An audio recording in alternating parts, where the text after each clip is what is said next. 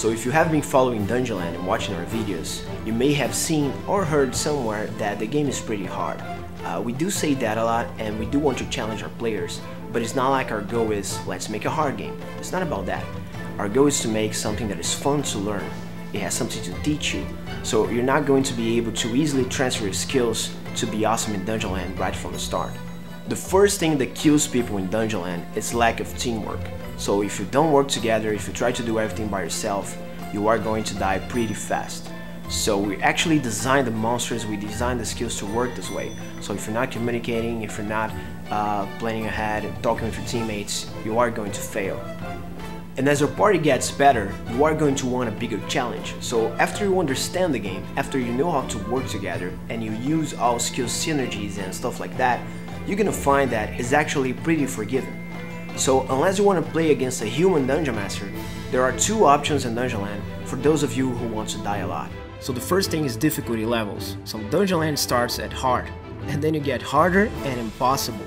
So as the levels go up, the game does get tougher, you get more enemies, the game requires more team play, you can do less stuff by yourself, and we want everyone to eventually beat the game on hard, but only the best teams are gonna get through it on harder and impossible.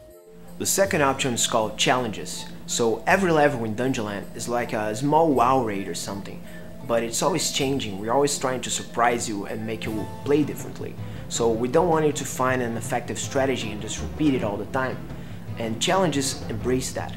So you can choose to play with up to 3 challenges that are randomized at every level, so you don't know what challenges are coming up and in what combinations, so your team is going to have to adapt.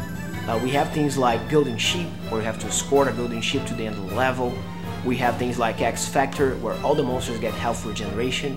These are all things that are going to change the way that you play and surprise you, and this supports what we want to do with Dungeonland, which is replayability and variety.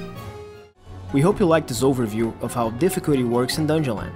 You will start dying on January 22nd, and it's available for pre-order right now.